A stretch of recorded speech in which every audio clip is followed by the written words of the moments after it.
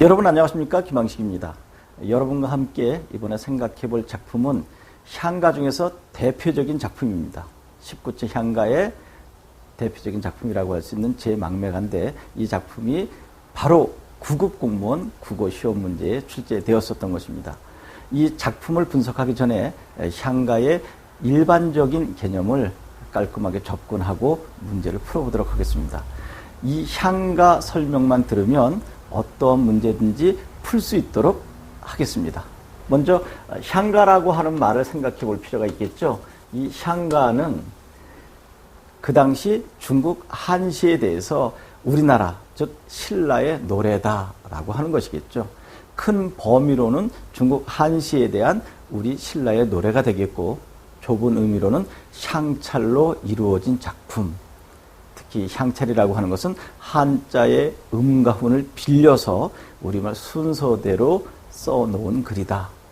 조금 전에 제가 빌려서라고 했었죠. 이 부분이 출제될 확률이 매우 높겠죠. 이 자리를 빌어 여러분께 감사를 드립니다 라고 하는데, 이 자리를 빌어가 아니라 빌려가 된다는 것도 참고로 알아두시기 바랍니다. 그래서 빌리다라고 하는 말을 이번 기회에 알아두시고요.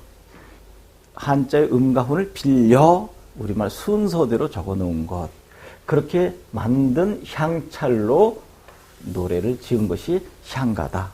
그러면 이 향가는 지금 우리에게 전해지고 있는 것은 총 25수다라고 하는 것입니다. 만약에 진성여왕, 즉 888년에 서기 888년이죠. 이때 3대목이라고 하는 향가집이 지금도 전해지고 있다면 25수보다 훨씬 많은 작품을 볼 수 있겠죠. 그래서 이것도 한번 출제된 적이 있었죠. 진성여왕 888년에 3대목인데 이것은 누가 만들었느냐? 각간위홍이라고 하는 사람과 각간위홍이 사람입니다. 그 다음에 대구가 이름이고, 화상이 옛날 스님들을 화상이라고 그랬었죠. 나옹화상. 그래서 대구, 각간위홍과 대구 화상 두 사람이 3대목을 만들었다고 하는데 지금 전해지고 있지 않다. 이것도 과거에 출제되었었던 것입니다. 그러면 향가 25수가 어떤 것이 있고, 또 향가의 일반적인 특징이 어떻게 이루어져 있는가를 보도록 하겠습니다. 25수는 크게 두 개로 이렇게 나눠볼 수 있는데, 하나는 14수, 하나는 11수. 14수는 삼국유사에 실려 있다는 것이죠. 충렬왕 때 일연의 삼국유사고, 그리고 고려 4대 광종 때 균여대사의 11수, 이것은 균여대사의 일대기를 형련정이라고 하는 사람이 만들어냈는데, 이 안에 11수가 있는데, 향가는 크게 4구체, 8구체, 10구체로 나뉘어져 있는 것은 여러분 잘 알고 계시죠.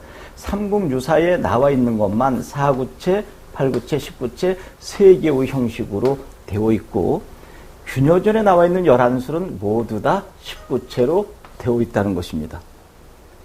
4구체로 되어 있는 작품이 몇 개인가를 살펴보니까 4개, 8구체는 2개, 그리고 10구체는 8개 이렇게 되어 있습니다. 근데 이제까지 시험 문제 중에서 균여전에 나와 있는 11수는 거의 출제되지 않았고요. 그래서 균여전에 나와 있는 이 19체로 된 것을 보현십원가 또는 보현시원가라고도 하는데, 여러분들은 균여전에 실려있는 작품의 이름이 뭐냐? 그러면 보현시원가다. 이 정도만 알아두면 될 것 같고요. 특히 삼국유사에 나와 있는 14수 중에서 4구체로 되어 있는 4개, 8구체 2개, 10구체 8개 정도를 알아두면 좋겠죠. 특히 4구체로 되어 있는 4작품을 암기하기 좋게 서풍헌도 이렇게 했습니다. 서풍헌도 첫 글자만 땄는데, 서는 서동요 이렇게 썼네요. 그 다음에 얘는 풍요, 얘는 헌화가, 도설가, 이렇게 4작품이 4구체 향가다. 8구체는 고등학교 때 선생님께서 좀 짓궂게 설명을 해 주셨는데, 8구체 할 때 8보채 중국 음식을 연상하게 했고, 그리고 두 작품이 초용가와 모죽질한가인데 팔구체 처먹어라 이렇게 말씀을 하신 것이 지금도 기억이 납니다. 그래서 팔구체는 조금 전에 이야기했던 것처럼 초용가 그리고 모죽질한가 이제 두 개의 작품이 팔구체고 그리고 19체 향가가 8개인데 그 중에서 4개가 주로 출제가 되죠. 하나는 조금 전에 여러분들께 소개했었던 제 망매가라고 하는 작품과 찬기파랑가, 안민가, 원왕생가 이제 4개 작품인데 이제 이번 시간에는 19체 향가 속에서 조금 전에 소개했었던 제 망매가라고 하는 작품을 중점적으로 살펴보고 어떤 것이 기술되었는가를 보도록 하겠습니다. 이제 그 중에서 특히 이 19체 향가의 형식상의 특징이 이번에도 출제될 확률이 매우 높겠죠. 대체로 향가는 8줄, 4줄, 10줄로 되어 있는데 하나, 둘, 셋, 넷 이렇게 되어 있는 것을 사구체라고 한다. 그리고 5, 6, 7, 8 그래서 4가 또 보태졌죠. 그래서 1, 2, 3, 4, 5, 6, 7, 8 이렇게 되어 있는 것을 8구체 그 다음에 9, 10 이제 19체가 되는데 여러분들이 보시다시피 4줄, 4줄로는 짝이 됐는데 그 다음에 2줄이 짝을 이루지 못하죠.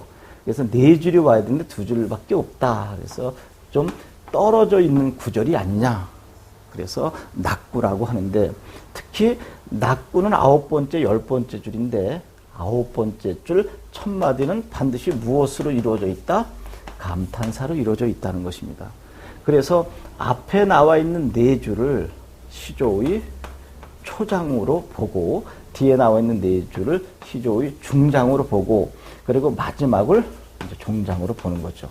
그래서 여기에서도 만약에 공무원 시험에 출제가 된다면 19체 향가의 초장, 중장, 종장은 즉 19체 향가의 4줄, 뒤에 4줄, 뒤에 2줄은 그 다음 장르 무엇에 영향을 주었는가라고 했을 때 초장과 중장과 종장으로 되어 있는 시조에 영향을 주었다라고 하는 것을 알아두면 도움이 될 것입니다. 아주 중요한 부분입니다. 그래서 시조의 발생 기원서를 이야기할 때 주로 19체 향가에서 앞에 4줄, 뒤에 4줄, 마지막 2줄이 초, 중, 종장에 영향을 주었고 특히 시조의 종장 첫 마디가 감탄사로 나오는데 바로 19체 향가, 낙구 감탄사가 그 기원이 되었다라고 하는 것을 기억을 하면 좋겠습니다. 이렇게 해서 향가의 일반적인 개념을 깔끔하게 설명해 드렸습니다. 그러면 이것을 바탕으로 실제로 출제되었었던 19체 향가의 제 망매가를 살펴보도록 하겠습니다. 생사길은 그랬는데요. 이때 생사라고 하는 것은 죽고 사는 것이고요. 길흔 그랬을 때 히읗이 나와 있죠. 이것은 길에 히읗이 있는데 이것을 받침으로 달고 있다. 리을이 받침인데 히읗이 또 받침으로 나와 있죠.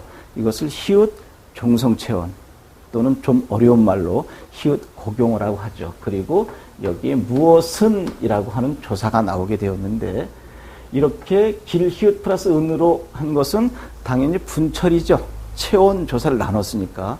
그런데 과거에는 어떻게 했나요? 이것을 이어서 썼죠? 이렇게. 그래서 길흔으로 히읗이 올라갔다 해서 연철로 보게 되는 것이죠. 그래서 죽고 사는 길은 여기 있음에 할 때 요 예를 잘 받으셔야 될 겁니다. 지금 이 내용을 설명하는 과정 속에서도 이런 것이 출제될 수 있다라고 하는 예상 문제를 끊임없이 여러분들에게 제공해 드리도록 하겠습니다.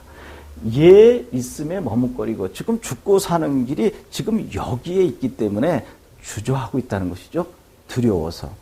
그때 요 예를 기억을 한번 쳐보겠습니다.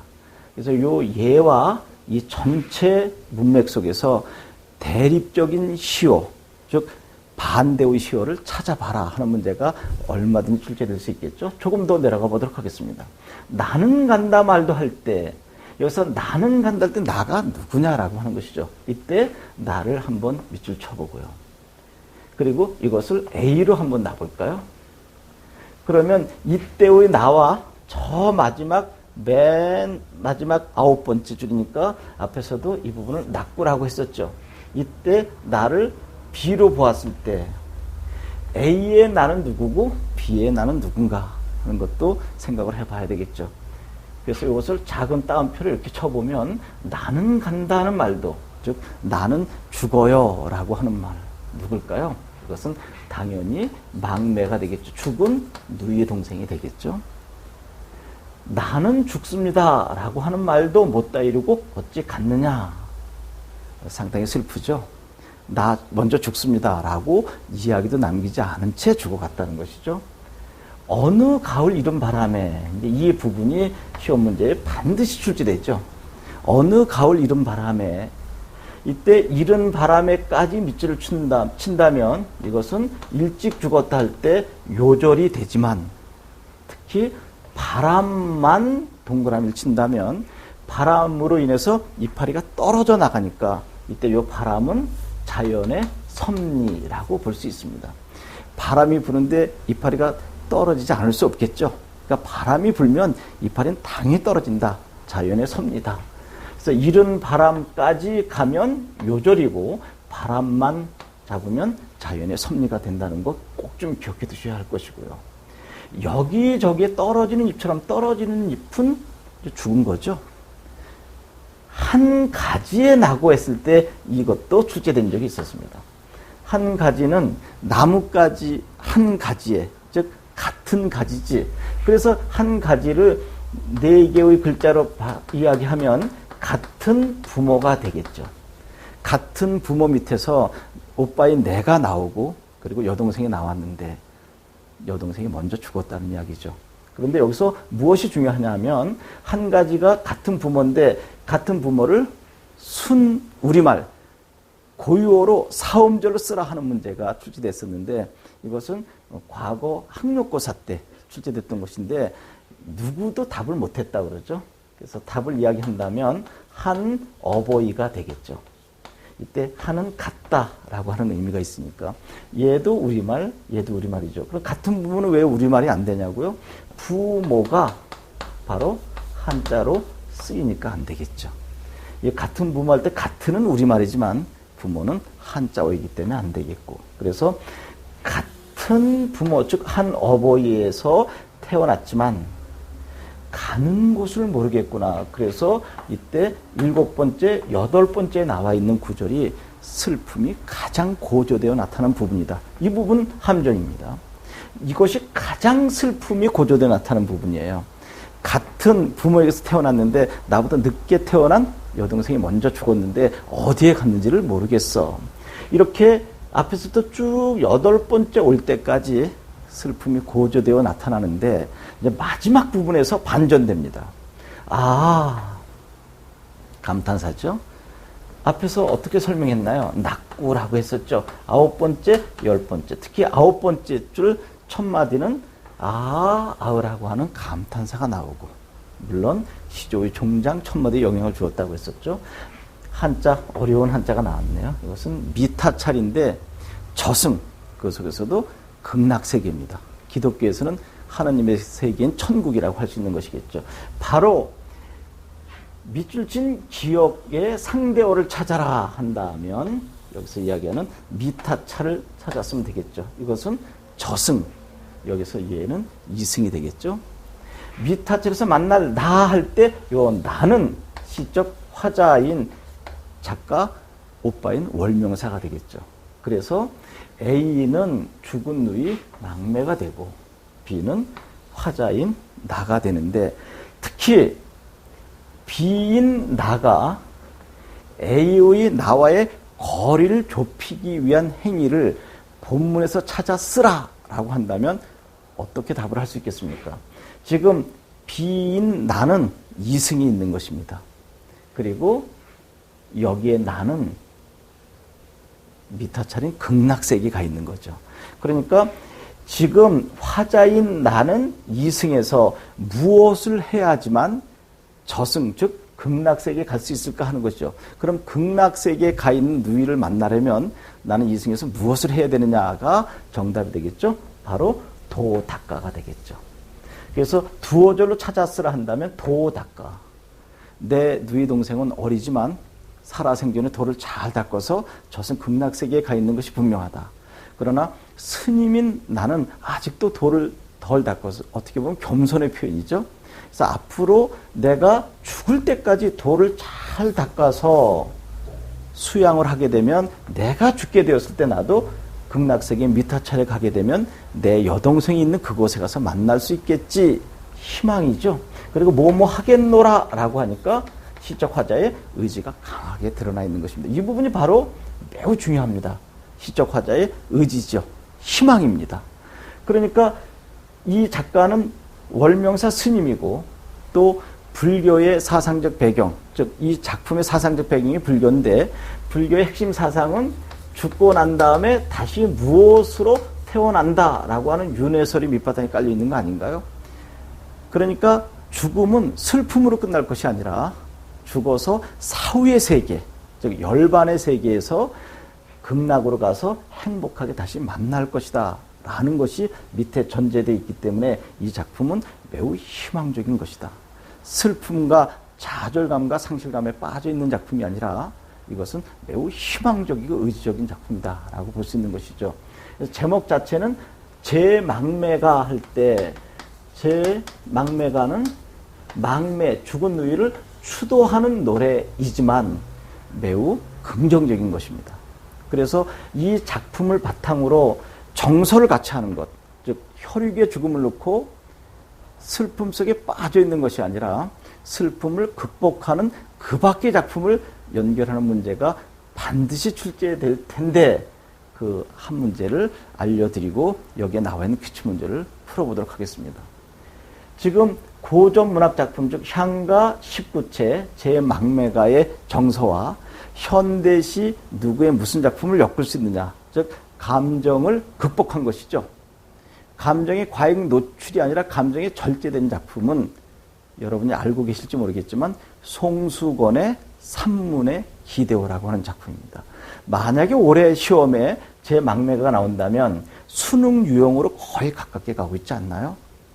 그러면 송수건의 산문의 기대어라고 하는 작품과 같이 엮어서 나올 확률이 매우 높다라고 하는 것입니다. 송수건의 산문의 기대어라고 하는 작품과 이 작품이 묶여 나올 확률은 100%다. 만약에 제망매가 나온다고 한다면 이제는 수능 유형으로 출제가 되기 때문에 현대시 산문의 기대어와 고전시가 제망매가가 엮이는데 공통점은 누이의 죽음, 감정의 절제가 되겠죠. 그러면 이 정도의 분석이 됐으니까 이제 다음에 기출된 문제를 여러분도 쉽게 풀 수 있을 것입니다. 그러면 기출 문제를 보도록 하겠습니다. 조금 전에 설명을 바탕으로 문제를 꼼꼼하게 보도록 하겠습니다. 1번 문제 볼까요? 어느 가을 이해저에 떨어진 잎처럼은 누이의 요조를 비유적으로 표현하고 있다 그랬습니다. 그래서 어느 가을 이른 바람까지 밑줄 쳤을 때 요절이 된다고 했었고 요 바람만을 밑줄 친다면 요절이라고 하면 안 되고 자연의 섭리 꼭 좀 기억해 두셔야 됩니다. 그래서 1번은 큰 문제가 없죠. 설명과 일치하지 않는 것, 잘못된 것이니까 어느 가을에 여기저기 떨어지는 잎처럼은 누이의 요조를 비유적으로 표현하고 있다. 맞습니다. 2번 볼까요? 화자는 삶의 허무함을 종교를 통해 극복하고자 하는 의지를 보여주고 있다. 그랬을 때 뭐뭐 하겠노라 할 때 의지 앞에서 주장을 했었고요. 그러니까 이 8행까지는 슬픔 속에 빠져 있을 수도 있습니다. 죽은 누이에 대한 상실감, 좌절감인데 9번째, 10번째 줄에서 종교, 특히 불교의 무슨 사상, 윤회 사상으로 극복이 되는 거죠. 죽으면 반드시 다른 곳으로 태어나니까. 그런데 내 누이 동생은 미타찰 극락세계에 가 있고 내가 돌을 잘 닦아서 기다리고 있으면 나도 죽게 되면 반드시 누이 동생을 영생하는 그곳 극락에서 만날 수 있겠다라고 했으니까 매우 희망적이다라고 했으니까 1번도 됐고 2번도 됐습니다. 3번 볼까요? 마지막 두 행의 삶의 무상함이 잘 표현되고 있다. 이 부분 마지막 두 행의 삶의 무상 그러면 90 여기에 삶의 무상함이 잘 표현되어 있다. 이것이 아니고요. 오히려 그 무상함은 요 7번째, 8번째 줄이라고 보면 되겠죠. 이 부분은 오히려 의지가 나타나 있다고 했으니까 이것은 잘못된 설명이고요. 그리고 4번 아주 중요하죠. 향가의 19체 형식을 취하고 있다. 9번째, 10번째 줄이니까 당연히 19체고요. 너무나 쉬운 선택지죠. 그리고 요 아가 바로 19체 향가의 낙후 감탄사의 형식을 띠고 있고, 앞에 4줄 시조의 초장, 뒤에 4줄 시조의 중장, 그리고 마지막 낙구가 시조의 종장, 그리고 종장 첫 마디의 감탄사는 여기에서 온 것이다 라고 하는 설명까지 했고요. 특히 향가를 사내가라고 이야기하는데 4구체, 8구체는 사내가라고 하지 않고 19체 향가만 사내가라고 한다는 것을 참고로 해 두시기 바라고요. 그 다음에 향가가 시조에 영향을 준 것처럼 더 나아가서 고려 소교 중에 시조에 영향을 준 것이 무엇이 있는가라고 하는 것은 물론 고려 소교 파트에서도 설명을 하겠지만 참고로 미리 해두셨으면 좋겠습니다. 만전춘 별사, 남녀 상렬지사 내용을 담은 만전춘 별사도 바로 19체 향가인 이 녀석이 시조에 영향을 준 것처럼 고려 속의 만전춘 별사도 시조에 영향을 주었다라고 하는 것. 그리고 상고시대 가요 중에서 구지가, 황조가, 정읍사, 공무도화가 알고 계시죠. 특히 정읍사에서 후렴구를 뺀 나머지가 시조의 형식과 흡사하다라고 하는 것도 함께 알아두면 시조가 어떻게 발생되고 또 시조 기원이 어떻게 되었는지도 함께 알 수 있을 것입니다. 이렇게 해서 여러분들과 함께 19체 향가의 한 작품 제 막매가를 통해서 향가의 전반적인 특징과 그리고 19체 향가의 특성, 더 나아가서 제 막매가를 분석적으로 접근해서 기출문제를 풀어보았습니다. 이 정도면 향가에 관한 어떠한 문제가 우리 99 공무원 국어시험 문제 나온다 할지라도 모두 다 해결할 수 있을 것입니다. 여러분 고맙습니다.